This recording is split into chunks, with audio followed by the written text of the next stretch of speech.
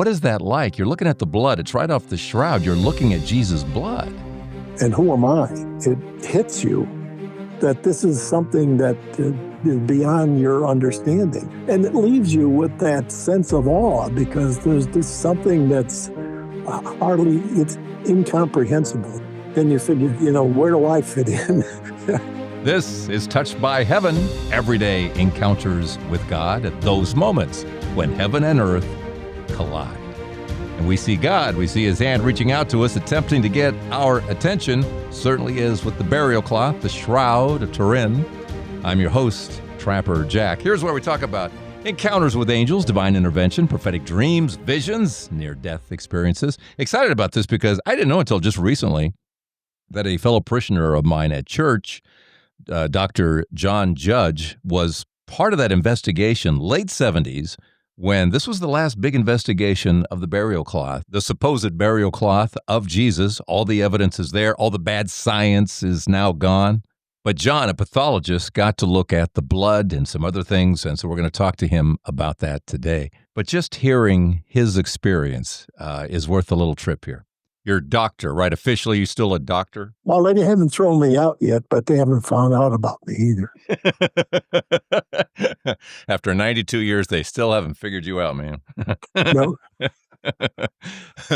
That's awesome. Well, thank you for yakking at me here. I appreciate that. Anytime. This is right into your camp of pathology. What's a pathologist do? Well, a pathologist does most of the so-called laboratory. We do all kinds of stuff. We do all the tissue.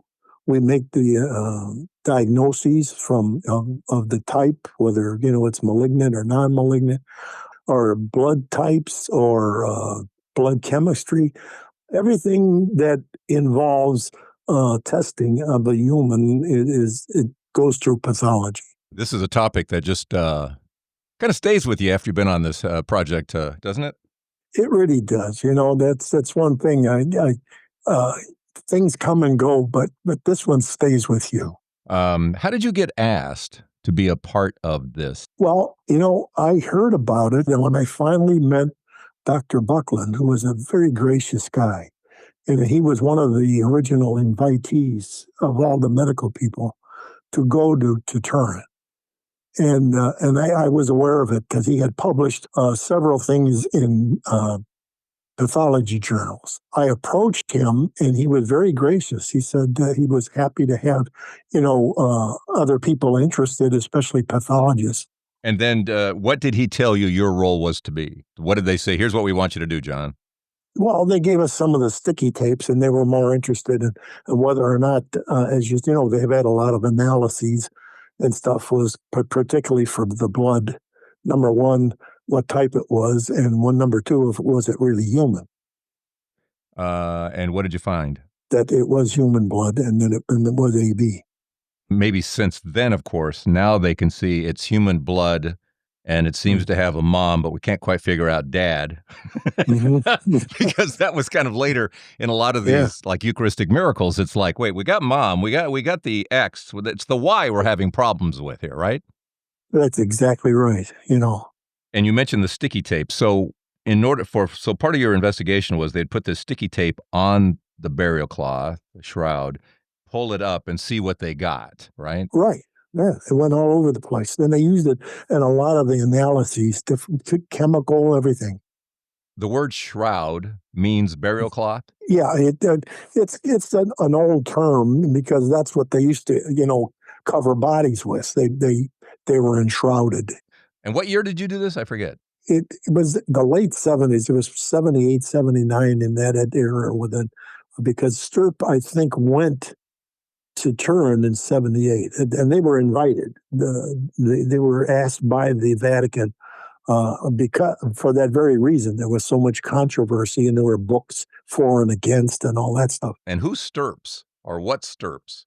Well, Sturp and that was the official term. It was a short-term committee or what have you that was put together at the request of the Vatican.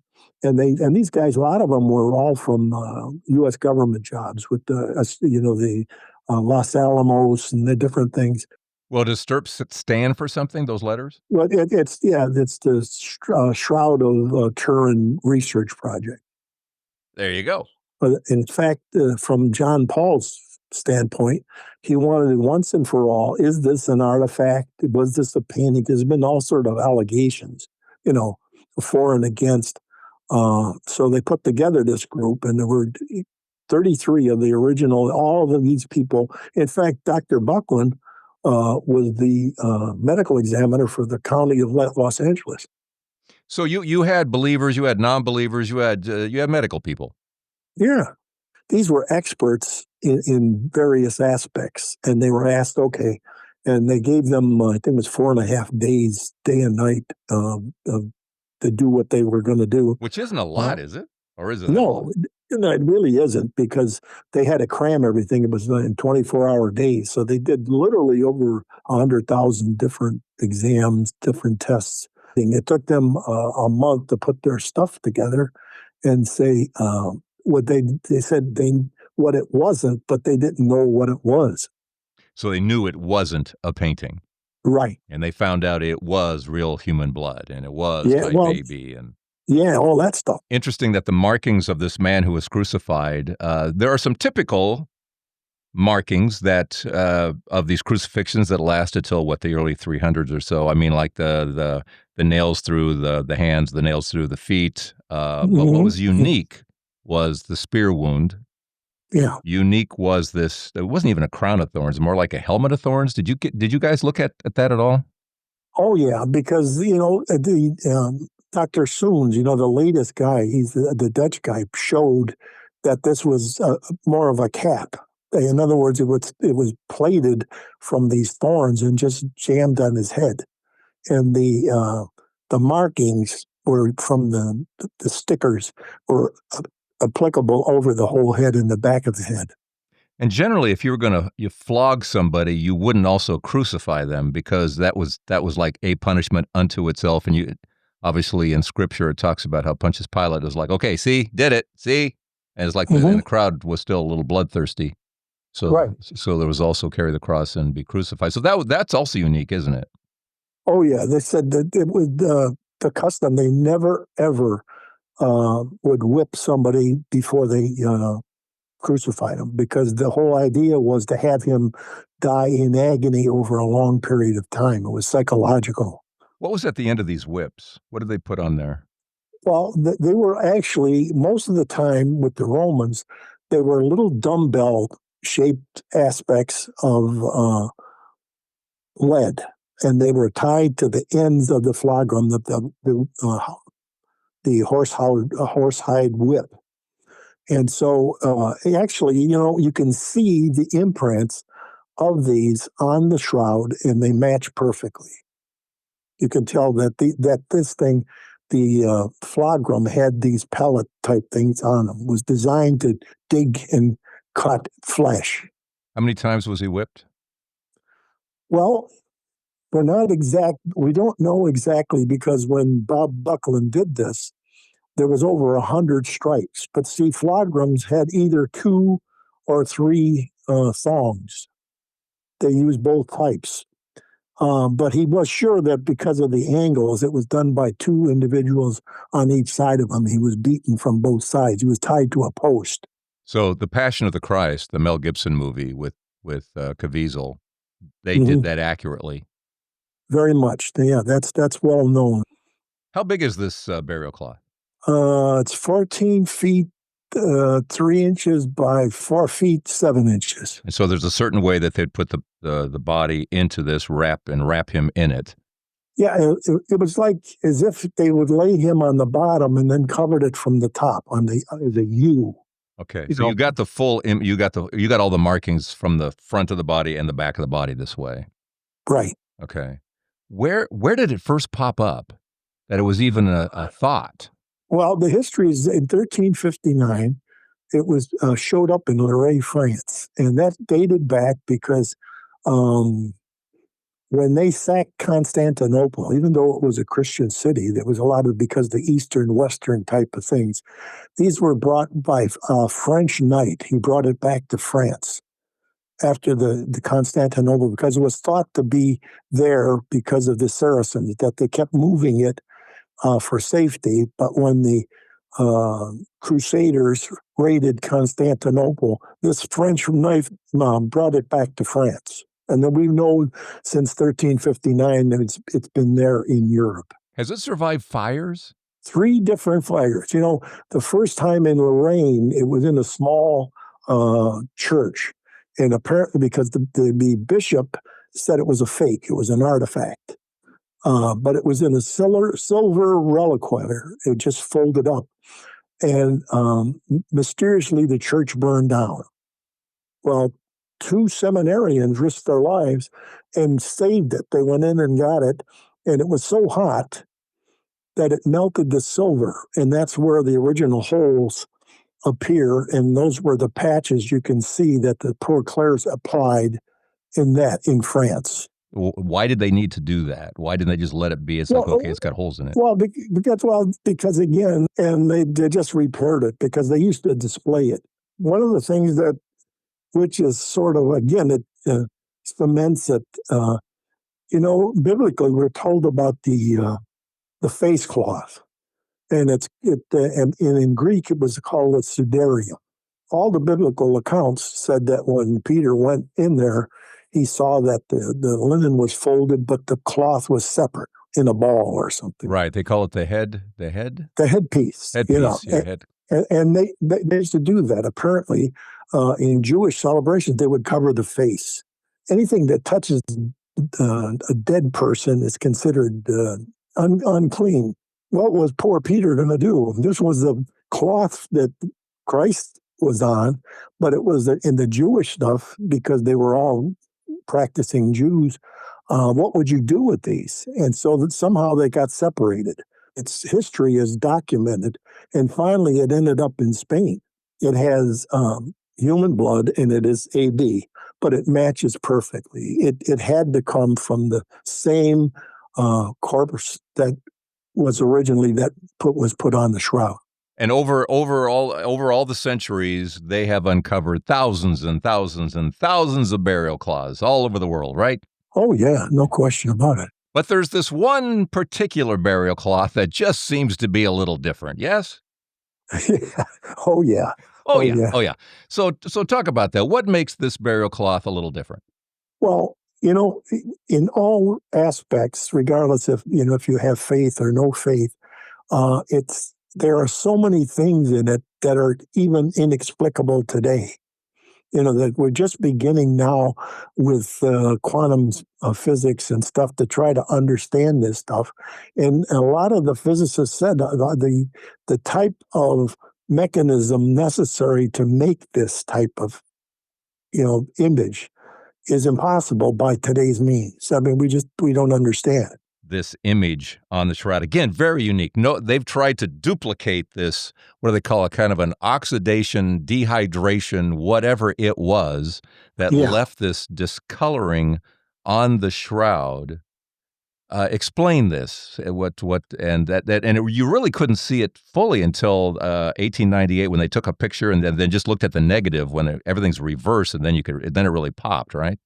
Right. And which proves, strangely enough, that the image on the shroud is a negative, because when Secondo Pio, with taking the original pictures, when he was commissioned to do this, he thought that he couldn't get. There was hardly any light there, but when he developed it, because if you take a negative of a negative, you get a positive, and then his plates lit up, and that's the first time we saw that whole facial image quite clearly. Everything popped. Everything popped, right? His original pictures, which are available, show that they used to use those glass plates. It's unbelievably clear. You could see, in fact, that when Dr. Buckland, which is what he used when he did his analyses of a post-mortem examination, you could see bruising. You could see, on the cheek, you could see the distortion. You could see that the beard was torn. All sorts of things that became evident that was not apparent before. And again, everything unique and everything so biblical. Yeah. It fits like a glove. This image, it's like, okay, it takes 100 threads to make a fiber, and it's something like only 2 or 3 threads deep in the fiber. It's just kind of like burning the discoloring, just the very top of it. Very superficial. Yeah. In other words, less than of the width of a human hair. So it's nothing you can paint. It's just no. An event happened to create that. Yeah. An event that they haven't been able to duplicate. They've tried to duplicate this? Oh, yeah. But see, what the latest they've come with is saying you would need a 1,000,000-volt laser for fractions of a second. And they said, this is impossible. Nothing we know of. There is no such equipment that can do this. I heard Father Spitzer on EWTN. He's the blind priest. Those blind people, they know stuff. Let me tell you. Says the blind man. He was saying that it's 8 billion watts of power shot into this thing for 1/40th of a billionth of a second is another way of looking at this thing. Again, you can't do it. No, but that's what happened. Right. Most of all, which Soon's brought out, which is that this is, ever since Pope John Paul said no more tests. So all this other stuff has been done on material that was available or, there's been no new examination of they locked it up, of the shroud. But he proved from that it's a hologram. When they did the initial work from the negatives, which he got from the Savoy people, they proved that the image was made over a 3-dimensional object, because this had to be like draped over something that wasn't painted flat. And 2, they realized it's a hologram, and a hologram means, like, in a sense, it's hard to get your mind around. If you threw anything into a pond and you saw the circles, where the concentric circles meet, they all have the image of the origin. And what's astounding, and I've seen a picture of it myself, on one strand of the electron microscope shows the same facial image of Jesus. One. And so that's a hologram. It contains, on all of these parts, has all the material is in one. Wow.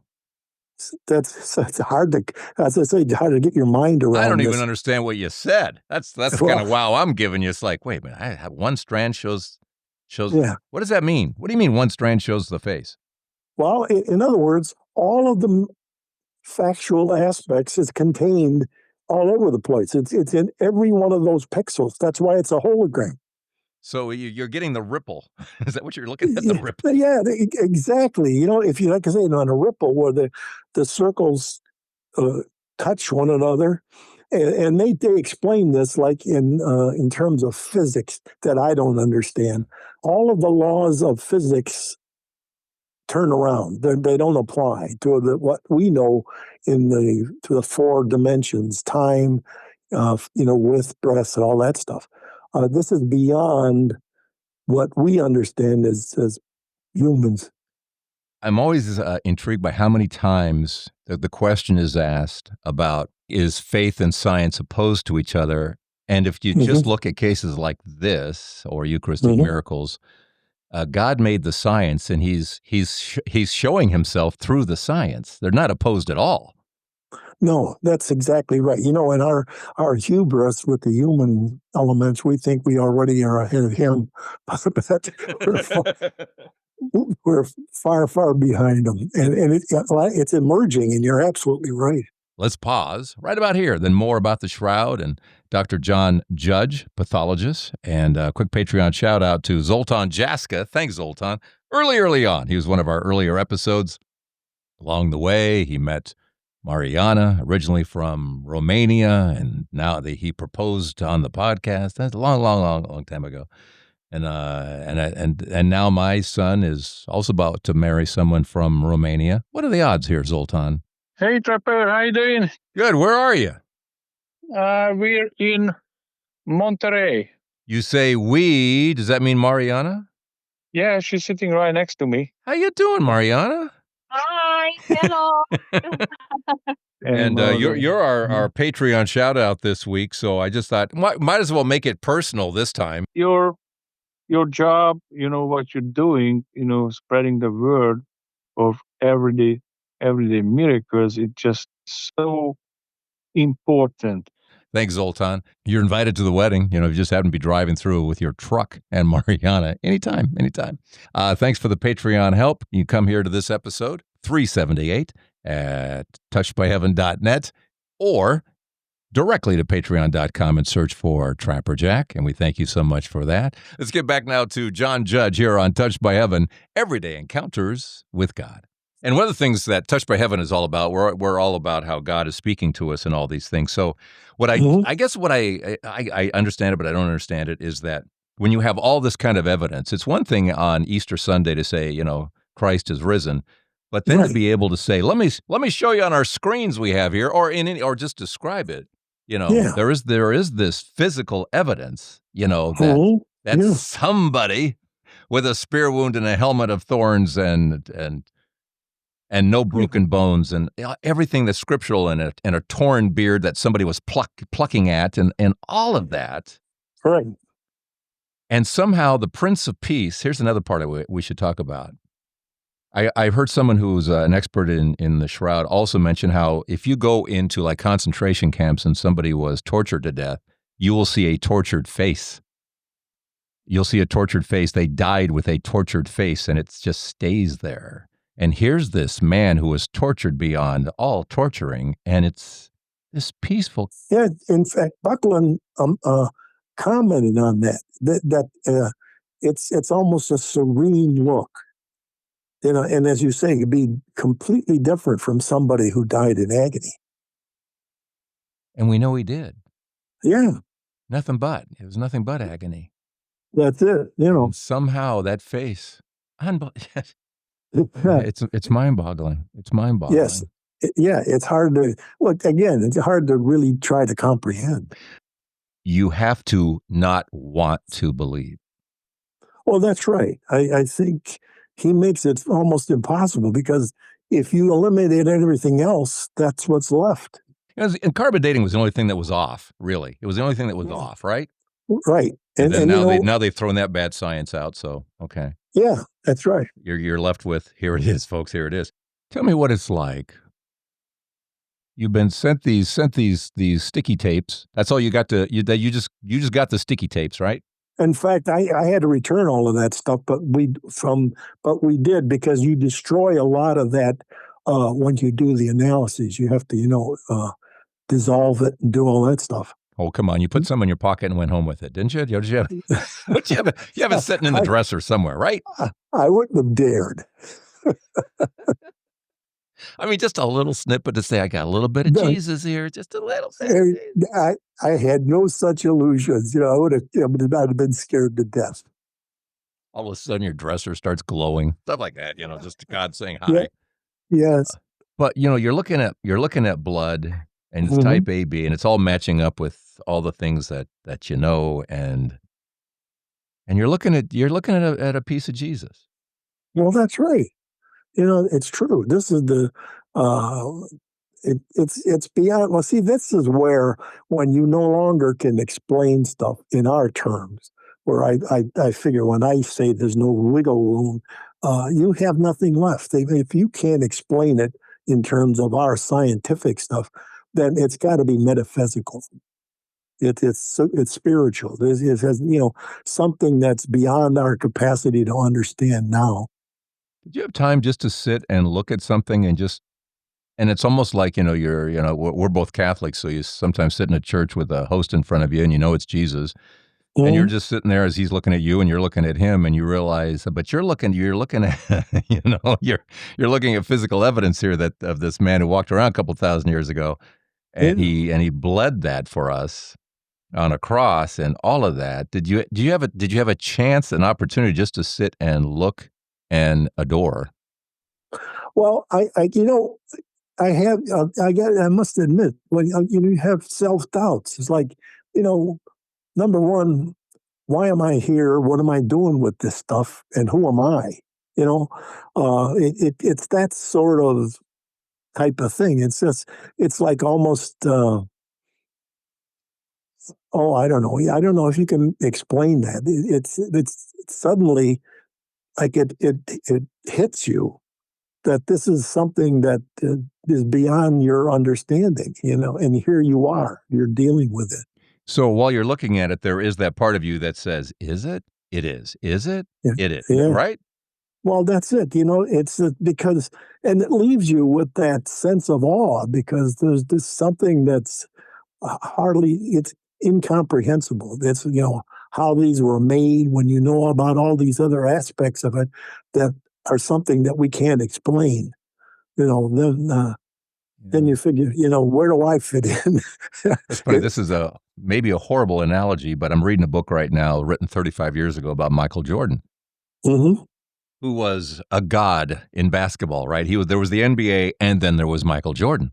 And there was just a grace and a power and an expertise and just a cut above, so far above. But the author makes a point. Bob Greene makes a point about how sometimes there was always at every game this gathering of people who would stand at a certain spot, maybe near the parking lot, if they could get there, just to watch him walk out and get in the car. They wouldn't say anything. They wouldn't yell at him necessarily. They just watched. They just couldn't take their eyes off of him.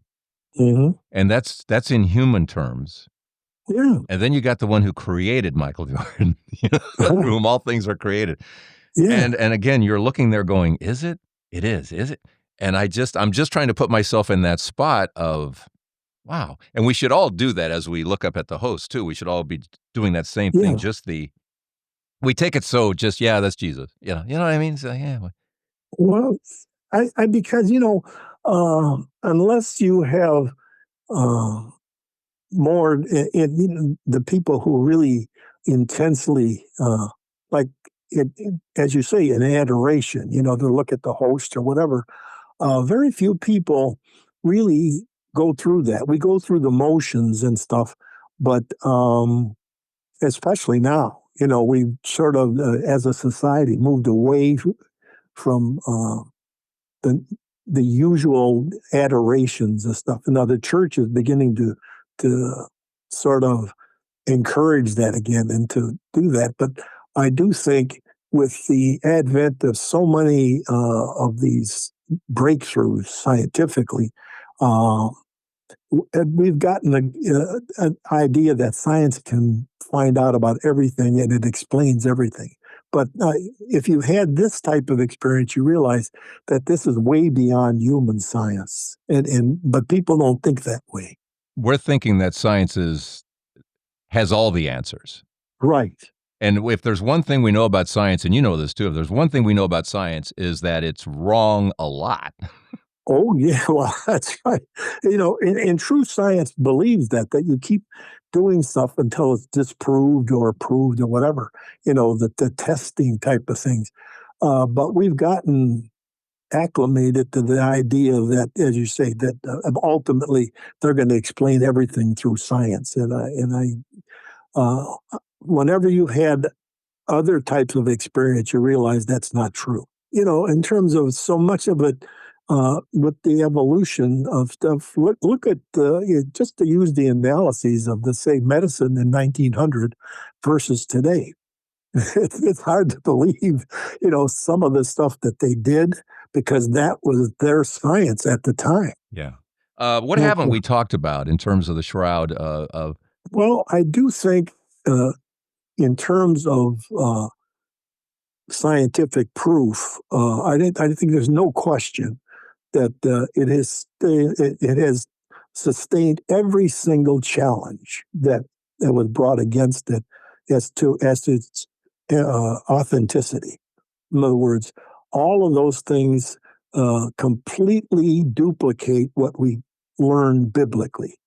It's just and it has emerged untouched. It all of that has been fulfilled, and in terms of that. So I do think, well, as John Paul said, you don't need the shroud, but it is there for those that need to be convinced. Yeah, absolutely. And I also think that as we watch so many people walking away because it's just a story, and Right. what does that mean to me? Mm-hmm. And me personally, I came back to the church after 30 years because of things like this. Sure. It's God will get your attention. I don't Oh, care yeah. whether it's a burning bush or putting words onto blank tablets or feeding you with manna from heaven or Jesus healing the blind, the crippled, the whatever. Every now and then he does want to kind of grab us by the shoulders and shake us. Otherwise, you have a pretty boring God. Well, that's true. So I always want to push back when people, we don't need the, yeah, we do. Sorry. Yeah, we do, because so many people need that shake. Thomas, look at Thomas. So here's Jesus sitting in front of him. Oh, you need it to be physical? Here, put your finger here, put your hand. He gives us the opportunity of physically examining things as he does the shroud. Yeah. Or a Eucharistic miracle, or Our Lady of Guadalupe image, or whatever it is. Here, look at this. And then we can go, oh, and if that helps your belief, God's happy. Otherwise, he wouldn't do it. Well, of course. I think that more so than we realize it, because there's always going to be doubting Thomases. And as you say, get you by the shoulder sometime and gives you a knock.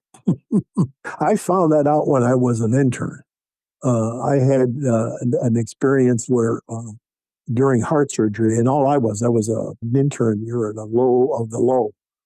And during that whole procedure, number one, her eyes were taped with gauze and her ears were plugged.